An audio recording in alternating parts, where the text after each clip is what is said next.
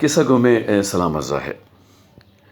ख़वातीन हज़रात सॼे मुल्क में बल्कि सॼी दुनिया में पीउ जो आलमी ॾींहुं मल्हायो पियो थो वञे। वालिद गिरामी मरतबत जे हवाले सां शेयर्स पिया था थियनि, फेसबुक ते ॾिसूं पिया था ऐं व्हाट्सएप ते मैसेजिस अचनि पिया था त पीउ जी ख़िदमतुनि जे हवाले सां ज़िक्र कयो पियो थो वञे। हाणे ज़िंदगीअ में इहे ॿई बुनियादी हैसियत रखंदा, असासी हैसियत रखंदा, वालिदा बि ऐं वालिद बि। पर अलाए छो ईअं थींदो आहे असां वटि त जेका वालिदा हूंदी आहे, असां माउ जेका हूंदी आहे, असां ॿारनि सां घणी क्लोज़ हूंदी आहे बनस्बत हुनजे जेको पीउ हूंदो आहे सो थोरो पर हूंदो आहे। उहो शायदि इन करे बि हूंदो आहे त हिकिड़ो त हुनजो पैसो अहिड़ो आहे जो हुनखे घर खां ॿाहिरि निकिरणो पवे थो। ऐं ॿियो ईअं बि हूंदी आहे त वालिदा बि हिकिड़ो अहिड़ो माहौल ठाहे छॾींदी आहे जंहिंमें अदब एतिराम हुजे ऐं घरु अचे त हुनखे सुखियूं घणियूं नसीब थियनि ऐं उहो आराम सां वेहे ऐं ॿार उनखे आराम करण जो टाइम ॾियनि त हिकिड़ो माहौल ठहंदो आहे। उन में आस्ते आस्ते इहा महसूसु थींदी आहे त हिकिड़ी ओपराइप आहे जेका घणो करे फादर फिगर में जनमु वठंदी आहे। ज़रूरी कोन्हे का, पर इहो बि ज़िंदगीअ जी हिकिड़ी हक़ीक़त आहे त इहा शइ पंहिंजी जाइ ते ईअं थिए थी। हाणे वक़्तु गुज़रण साण अलाए छो जो औलाद जवान थिए थो ऐं वॾो थिए थो ऐं वेझो अचण जी कोशिशि करे थो त हिकिड़ो डिस्टेंस विच में अची वेंदो आहे।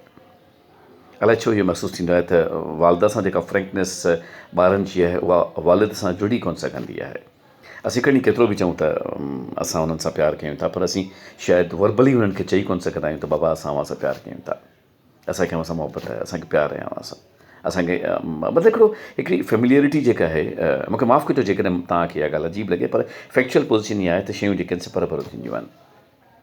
त हाणे इनखे ईअं कजे त छो न टाइम कढिजे, छो न वक़्तु कढिजे, छो न उन्हनि सां गॾु वेहिजे अदब एतिराम जे माहौल में। कचहरी छो न कजे? यानी जेकॾहिं फ्री टाइम आहे त हुन में जेकॾहिं माण्हू पंहिंजे वालिदा खे टाइम ॾिए थो त पंहिंजे वालिद खे बि टाइम ॾेई सघे थो, उन सां बि माण्हू वेही सघे थो, उन सां उहो ज़िक्र उहा गुफ़्तगू हुनखे करणु घुरिजे, ज़रूरु करणु घुरिजे।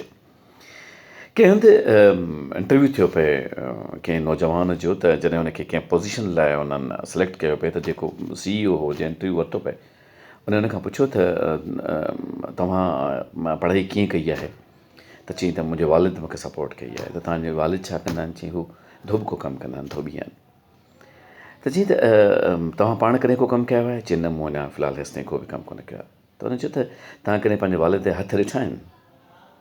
हुन चयो त न, मूं कोन ॾिठा आहिनि। चई बसि तव्हां अॼु वञो ऐं सुभाणे मूंखे इहो जवाबु आणे ॾिजो त तव्हां उहे हथ ॾिठा आहिनि। छोकिरो जो घर वियो ऐं शाम जो हुनजी पंहिंजे पीउ सां मुलाक़ात थी ऐं हुन चयो त मां तव्हांजा हथ ॾिसणु चाहियां थो। त हुन ॾिठो त हुननि हथनि ते त अलाए केतिरियूं लकीरूं हुयूं, अलाए केतिरा उते ॾार हुया पियल जिन में रत जी लकीर नज़र पे आई। ऐं हुन अंदाज़ो लॻायो त इहे कपिड़ा धोअंदे जॾहिं हुतां पाणी लॻंदो हूंदो, जॾहिं ॿियूं शयूं थींदियूं हूंदियूं त हुननि हथनि खे कहिड़ी तकलीफ़ थींदी हूंदी। हुनखे पहिरियों अहसासु थियो त मुंहिंजे पीउ मुंहिंजे लाइ छा कयो आहे। ॿिए ॾींहुं जॾहिं हू इंटरव्यू वारी जाइ ते साॻी पुॻो त हुन साॻियो सुवालु पुछियो त तो उहे हथ ॾिठा आहिनि? त हुन चयो हा, मूं उहे हथ ॾिठा आहिनि।